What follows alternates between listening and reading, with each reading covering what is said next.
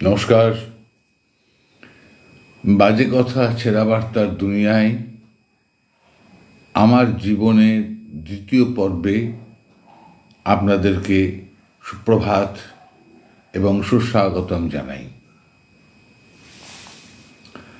আমি আগেও বলেছি, তবু আরেকবার বলি,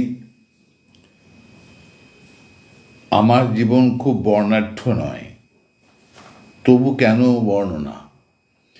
আমি কে তার একটা পরিচয় তো রাখা উচিত, অন্যথায় আপনাদের সাথে যোগাযোগ করব কি করে, কি সত্ত্বে? তাই জন্যই বলা, অন্যথায় আমার জীবন থেকে আপনার বহু শিক্ষা লাভ হবে, মোটিভেটেড হবেন আপনি, এসব কোনো বিষয়ই নয়। এটা হচ্ছে প্রথম কথা। দ্বিতীয় হচ্ছে, সন্দেহ নেই, আগেও আমি বলেছি, স্বীকার করে নিচ্ছি যে আমার এই যে আমি ভিডিও করি, পোস্ট করি ইউটিউবে, আমার ভিডিও খুব বর্ণাঢ্য নয়, খুব রং বেরং নয়, এবং খুব আকর্ষণীয় নয়, বাণিজ্যিক নয়। এমনকি এই ভিডিও সন্দেহ নেই খুব আপনাদের আগ্রহ উদ্রেক করবে না, প্রয়োজন নেই। আপনাদের সঙ্গে কথাবার্তা বলতে পারলেই হবে,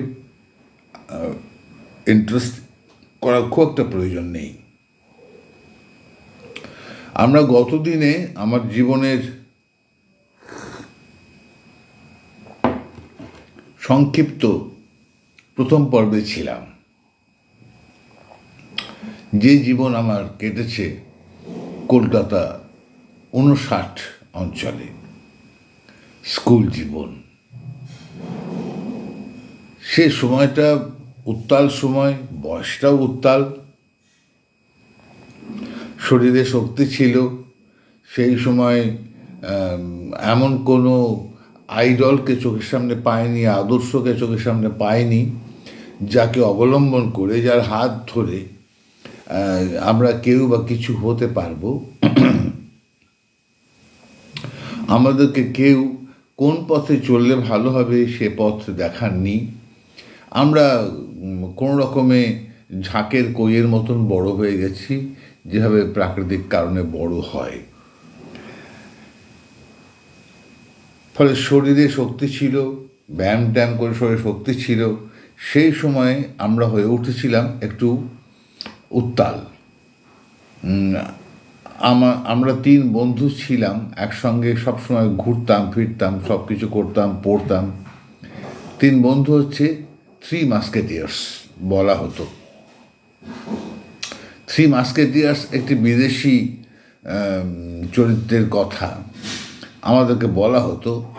আমরা খুবই গুন্ডামি করে বেড়াতাম, ভয়ানক গুন্ডামি, এবং সেই গুন্ডামিটা হচ্ছে সিনেমা দেখা কেন্দ্রিক। সেই সময় আমাদের দেখার মতো 2টি সিনেমা হল ছিল, একটি দমদমের মৃণালিনী, আর একটি লেক টাউনের সদ্য গড়ে ওঠা জয়া। এইখানে অবশ্যই 2টি শক্তি গড়ে উঠেছিল। যারা সিনেমা হলের টিকিট কিনে নিয়ে ব্ল্যাক করত, ওটা যাদের জীবিকা ছিল, তারা আঞ্চলিক এবং তারা খুবই ভয়ঙ্কর ছিল। আমরা এখানে সিনেমা হল দেখতে গিয়ে মারকুটে, আমরা খুব ভীষণ মারকুটে, শুধু অন্যায়ভাবে কাউকে আক্রমণ করতাম না, কিন্তু আক্রান্ত হলে ভয়ঙ্কর জবাব আমরা দিতাম। এমনি একদিন, আমি যদি ভুল না করি, তখন মৃণালিনীতে সাগির্দ সিনেমা এসেছে, হিন্দি সাগির্দ। নায়ক আজকের যুগে কেউ জানে না, জয় মুখার্জি। এই সাগির্দ সিনেমা আমরা দেখতে গিয়েছি, ওই 19 পয়সার টিকিট, পয়সা নেই, দেখতে গিয়েছি। বৃষ্টি পড়ছে, আমরা খাঁচার মধ্যে দাঁড়িয়ে আছি, গিয়ে টিকিট করে একদম ঢুকে পড়বো হলে। সেই সময় ওখানকার আঞ্চলিক এক গুন্ডা, আমাদের থেকে বয়সে বড়, তাকে ওখানে পাগলা বলা হতো, সবাই পাগলা, আমরা জানতাম না তার নাম, পাগলা বলা হতো। আমাদেরকে আমাদের জামা কাপড়ে কলার বাসনার রস লাগিয়ে দেয়।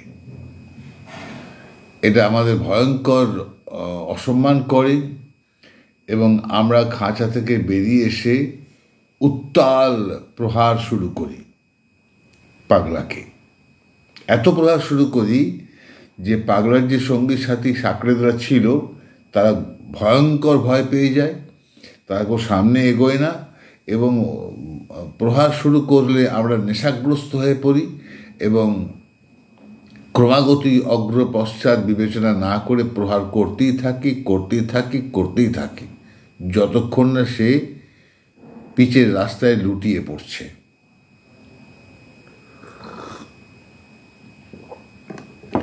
তাকে ওইভাবে রাস্তায় ফেলে দিয়ে আমরা পাশের একটি দোকানে ঢুকে চা খাই। সেই সময় বৃষ্টি পড়ছে। চা খেতে খেতে বাইরে তাকিয়ে দেখি যে রক্তাক্ত পাগলা রাস্তায় পড়ে আছে, আর এই বৃষ্টির জলে তার রক্ত ধুয়ে একটা নালী মতো হয়ে এসে নর্দমায় পড়ছে। এ দৃশ্য দেখার পর কী যে হলো মনের মধ্যে, মানুষের মনের কথা কে খবর রাখে, কী যে হলো মনে মনে খুব অনুতাপ হলো। বুঝতে পারলাম এটা খুব খারাপ কাজ করে ফেলেছি। আমাদের পুলিশে ধরুক আর না ধরুক, খুব খারাপ কাজ করে ফেলেছি। এটা একদম জান্তব পাশবিক কাজ হয়ে গেছে। নিজের কাছে নিজেই শপথ নিলাম আর কখনো দৈহিক শক্তি প্রয়োগ করা নয়। এই শেষ। এই বিষয়টাই আমার প্রথম চোখ খুলে দেয়। এবং আমরা যে সেই সময় নকশাল আন্দোলনে জড়িয়ে গিয়েছিলাম কিচ্ছু না বুঝে, যেভাবে স্বাধীনতা আন্দোলনে ছোট ছোট ছেলেমেয়েরা যুক্ত হয়েছে, স্বাধীনতা কী স্বদেশে কী না জেনেই যুক্ত হয়েছে একটা উত্তালতার মধ্যে, কোনো অগ্রপশ্চাৎ বিবেচনা না করে। তারা কেউ শহীদ হয়েছে, কেউ বেঁচে ছিল। তেমনি আমরা একটি মুক্তির আন্দোলনে, নকশাল আন্দোলনে যুক্ত হয়ে যাই এবং যুক্ত হয়ে গিয়ে আমরা তাদের নির্দেশ মতো, আমাদের দলীয় নেতৃত্বের নির্দেশ মতো নানা কার্যকলাপ করি, যেগুলো শক্তি প্রয়োগের নয়। বিভিন্ন মিটিং, বিভিন্ন রেড বুক পড়া ইত্যাদি ইত্যাদি সব করি। মাও সেতুং আমাদের আরাধ্য হয়ে যায় না জেনেই। এমনি একদিন আমাদের যে স্কুলে পড়তাম, চিত্তরঞ্জন কলোনি হিন্দু বিদ্যাপীঠ, সেই স্কুলের প্রধান শিক্ষক ছিলেন মতীন্দ্রমোহন সেন, গোল্ড মেডালিস্ট, ইংরেজিতে গোল্ড মেডালিস্ট। ভীষণ পণ্ডিত মানুষ, কিন্তু খুবই নিরীহ, সাদাসিধে, একদম শান্ত। তা আমরা ওই স্কুলে একটা মিশনে গিয়েছিলাম যে স্কুল বিল্ডিংয়ের মাথায় আমাদের রেড ফ্ল্যাগ উড়িয়ে দেব। ওই অঞ্চলটা ছিল কমিউনিস্ট পার্টি অধ্যুষিত। ওখানে অন্য কোনো রঙের কোনো প্রবেশাধিকার ছিল না। কিন্তু আমরা স্কুলের মাথায় লাল পতাকা তুলে দিলাম। তুলে দিয়ে নিচে এসেছি তখন যে দৃশ্য আমি দেখলাম, সেই দৃশ্য আমাকে খুবই বেদনাহত করল। আমাদেরই দলীয় এক নেতা আমাদের প্রধান শিক্ষককে অকারণে, বারান্দায় দাঁড়িয়েছিলেন তিনি শুধু বলছিলেন, তোমরা কী করছো বাবা, তোমরা কী করছো, এমনটা করো না। আমারই সামনে গিয়ে তার গালে ধারাস করে একটি চড় মেরে দেয়। এটা তো আমি হয়তো আন্দোলিত হতাম না। আন্দোলিত হলাম দুটো কারণে। তখন হেডমাস্টার মশাইয়ের পাশে দাঁড়িয়ে আছেন অজিতেশ বন্দ্যোপাধ্যায়, আমি যার বিশেষ অনুরাগী। তিনি তাকিয়ে দেখছেন যে আমিও এই দলে আছি, অবাক, তিনি বিস্মিত। আর আমাদের প্রধান শিক্ষক মহাশয় এক চড়ে বয়স্ক মানুষ লুটিয়ে পড়ে গেলেন। এবং আমার মনে হলো এটার কি দরকার ছিল, এটার কি কোনো প্রয়োজন ছিল? খুব একটা মনের মধ্যে বিরোধ এলো। শপথ করলাম, না, এ রাস্তা ভুল, এ রাস্তায় আমি আর চলবো না। কিন্তু ঢোকা সহজ, বেরোনো খুব কঠিন।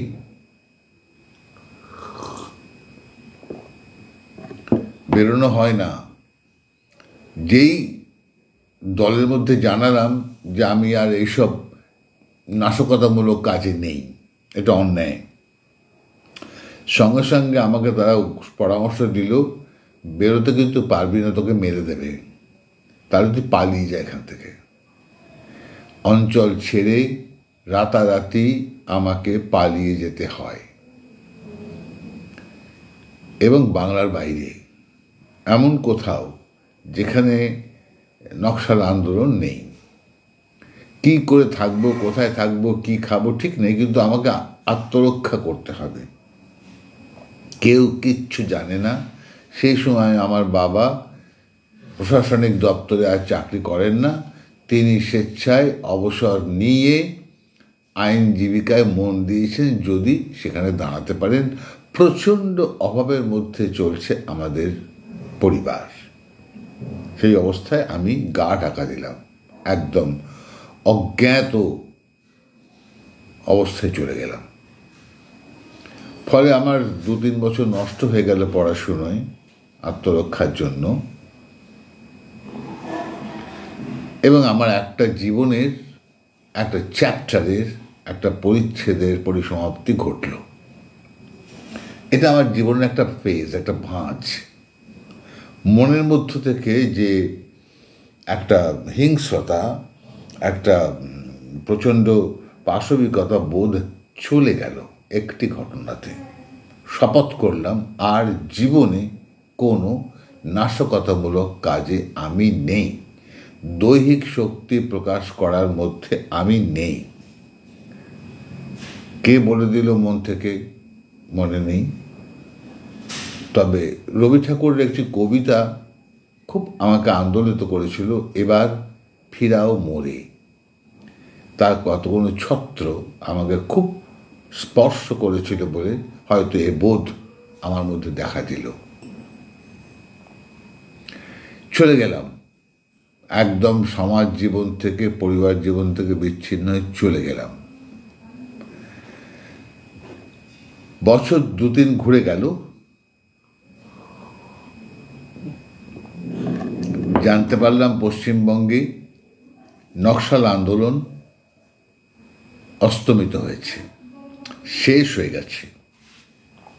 এও জানতে পারলাম যে আমাদের যারা নেতৃস্থানীয় ছিলেন বা ছিল, আমরা তো চারু মজুমদারকে দেখিনি, কানু সান্যালকে দেখিনি, জঙ্গল সাঁওতালকেও দেখিনি, কিন্তু যারা আমাদের আঞ্চলিক মাথা ছিলেন, যাদেরকে খুব বীর বলে মনে করতাম, আমরা আদর্শ বলে মনে করতাম, তারা সবাই সরে গিয়ে, যেহেতু তারা প্রত্যেকে কৃতী, নকশাল আন্দোলনের কৃতীরাই এসেছে, সেহেতু তারা একেবারে বিপরীত মুখে জীবনের প্রতিষ্ঠায় যুক্ত হয়ে গেল।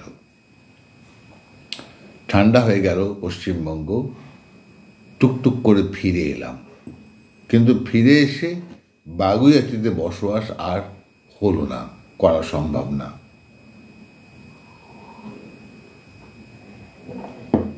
ততদিনে আমার বাবা বাধ্য হয়ে বারাসাতে একটি তৈরি বাড়ি কিনে ফেললেন,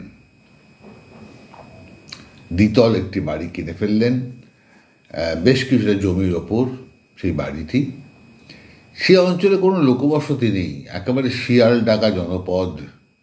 সেখানে আমরা চলে এলাম, কাজ নেই কিচ্ছু, কাউকে চিনি না, চিৎকার করলেও পাওয়ার কোনো মানুষ কাছাকাছি থাকে না, বহু দূর দূর।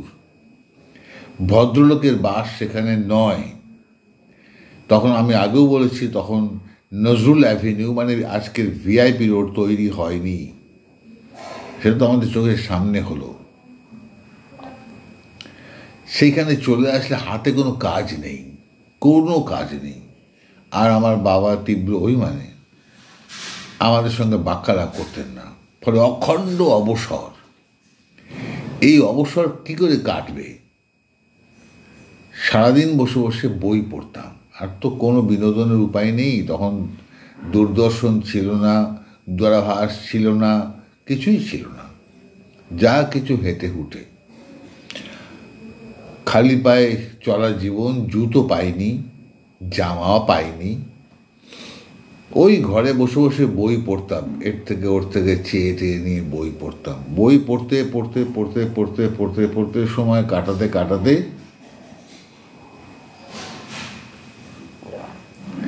জীবনের আর একটা স্তর আমার উন্মোচিত হলো।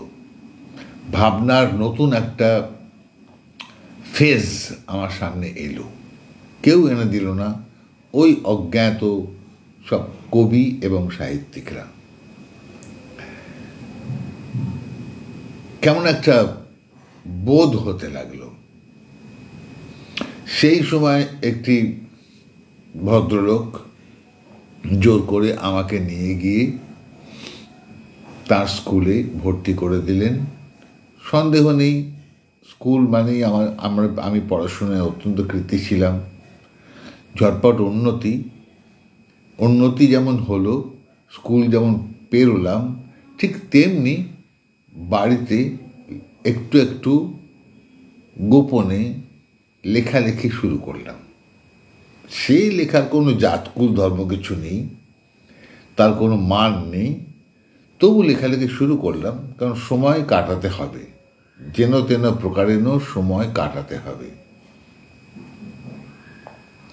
যেখানে থাকি ওখানে এমন কোনো ছেলে নেই যার সঙ্গে দুটো কথা বলা যায়, কারণ তারা কেউই শিক্ষার ধারে কাছে নেই, বহু দূরে। তারাও আমাদের সঙ্গে মিশতে ভয় পায়, আমরাও তাদের মিশতে পছন্দ করি না।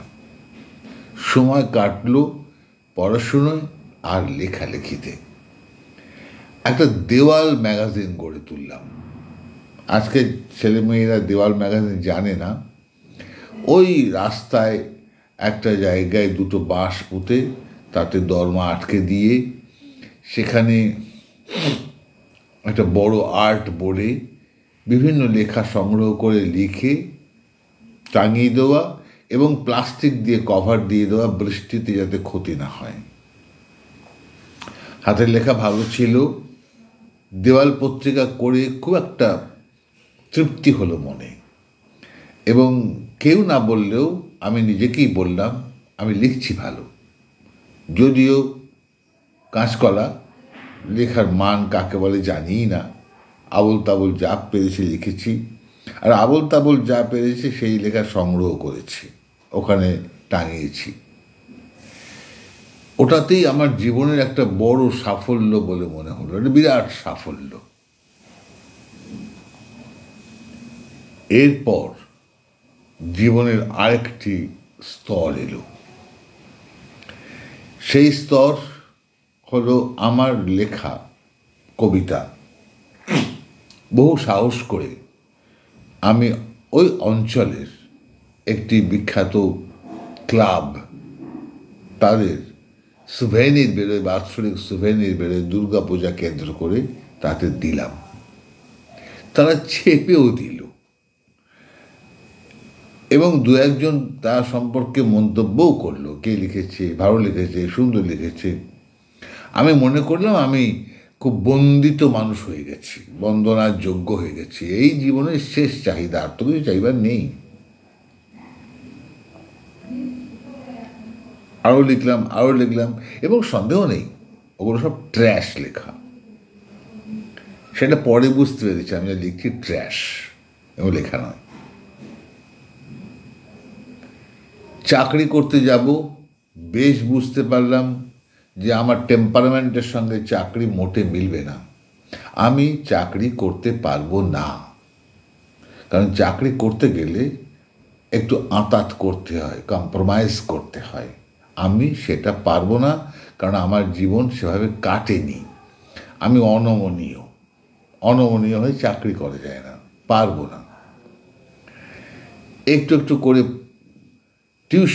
প্রাইভেট টিউশন শুরু করলাম। স্মোক করি, ধূমপান করি খুব ছোটোবেলা থেকেই। অধ্যয়ন করলে একটা কিছুর মধ্যে আকৃষ্ট থাকতে হয়, ধূমপান তার মধ্যে একটি।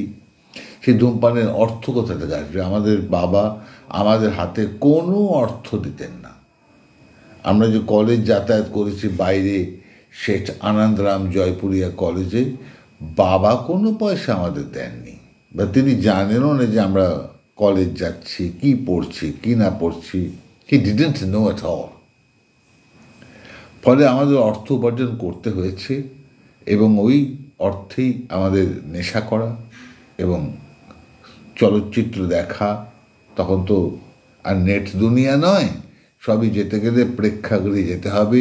আমাদের অঞ্চলে নতুন একটি প্রেক্ষাগৃহ সিনেমা হল তৈরি হলো বিনোদিনী, আমার ঠাকুমার নামে, আমার ঠাকুরমা তার নামে বিনোদিনী একটি চলচ্চিত্র প্রেক্ষাগৃহ তৈরি হলো। আমরা চলচ্চিত্র দেখা শুরু করলাম সেখানে। আমার জীবনের প্রথম চলচ্চিত্র মাঠে বসে, এবং প্রথম চলচ্চিত্র হচ্ছে নীল আকাশের নিচে, একটা অনবদ্য চলচ্চিত্র, যদি ভুল না করি তপন সিংহের নির্মিত।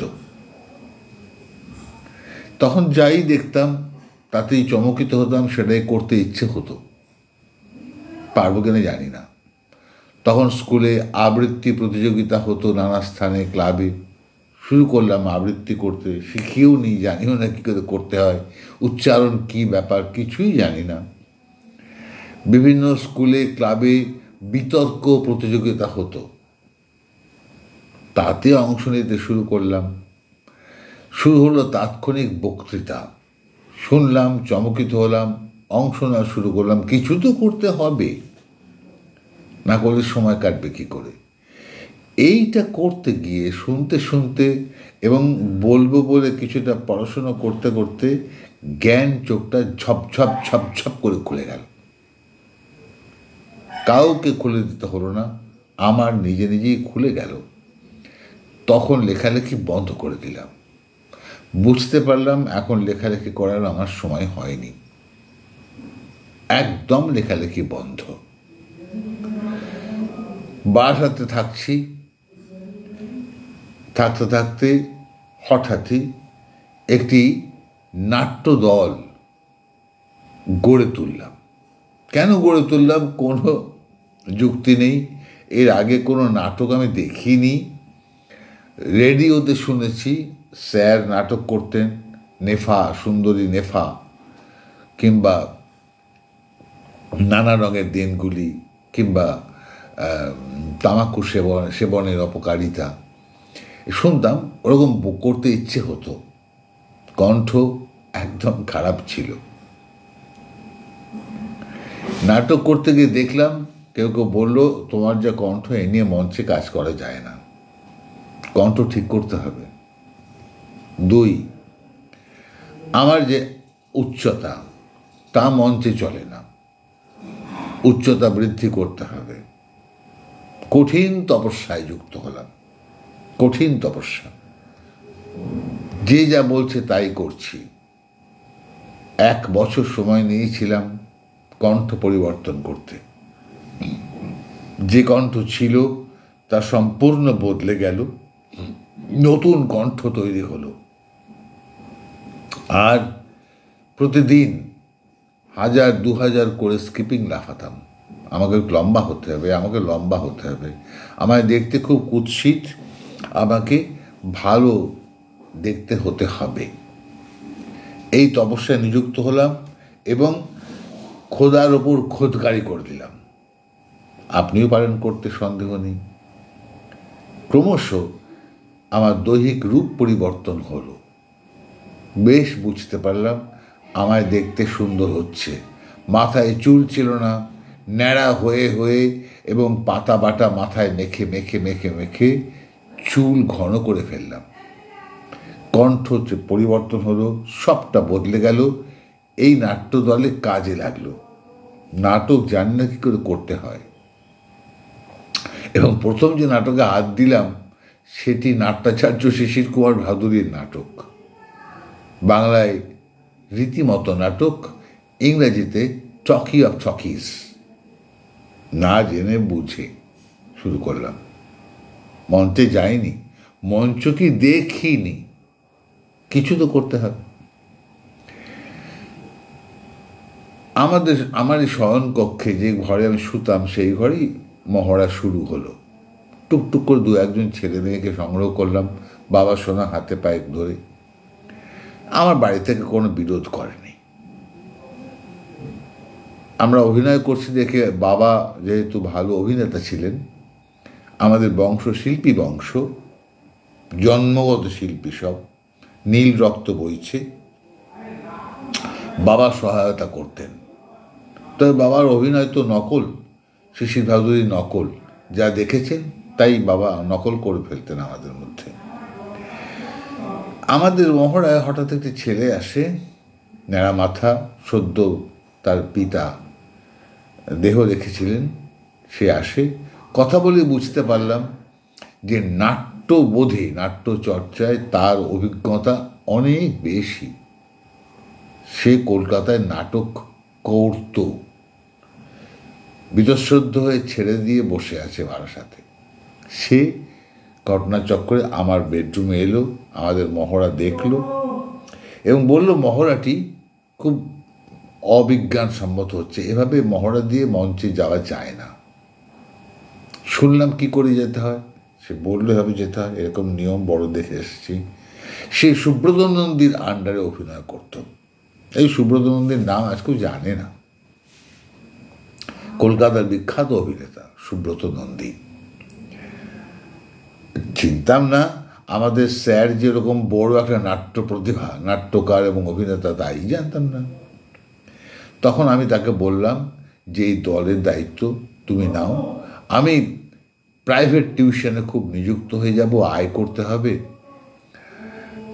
আমার একটি বিবাহ করা খুব দরকার, ফলে তুমি দায়িত্ব নাও, আমি অভিনয় করব কিন্তু আমি পরিচালনা আর করব না। আমাদের নাট্যদলের নাম হলো সংসপ্তক, জয় অথবা মৃত্যু পণ সম্পন্ন সৈনিক দল, অনেকটা যাকে বলা হয় নারায়ণী সেনা, কুরুক্ষেত্র যুদ্ধে নারায়ণী সেনা। এই নিয়ে আমার সংস্কৃতি জীবন শুরু হলো, একেবারে অজ্ঞ, কিছুই জানি না, কিন্তু কিছু একটা করছি, ভাল লাগছে, কেউ কেউ সাবাস বলছে, সেটা খুবই আমরা উপভোগ করছি। এই অবস্থায় শুরু হলো, পড়াশুনোও হলো, এটাও হলো। এই করে আমার জীবনের আরেকটি স্তর, যেটাকে কোনো জীবনের অ্যাচিভমেন্ট বলা যেতে পারে না, কিছুই নয়। চাকরি নেই, উপার্জন নেই, হ্যাঁ প্রাইভেট টিউশন করছি, তাতে কিছু উপার্জন হচ্ছে, পয়সা চাইতে হচ্ছে না, চাইলেও লাভ নেই, পাবো না, কারণ বাবা দিতে চাইতেন না, তারা ভাবতেন দিতে নেই, আর দিতে পারতেনও না, সম্ভব নয়। এতগুলো সন্তান মানুষ করা, সেখানে যুদ্ধ করছেন তিনি আইনজীবিকার সাথে, অত সহজ নয় যে আইনজীবিকা জমে যাবে। তার এই আইনজীবিকায় দাঁড়িয়ে যাওয়া ইত্যাদি নিয়ে আমরা আমার জীবন তৃতীয় পর্বে কথাবার্তা বলবো। আজকে আর দীর্ঘায়িত করব না, আপনারাও ক্লান্ত বোধ করবেন। আজ এই পর্যন্ত, নমস্কার।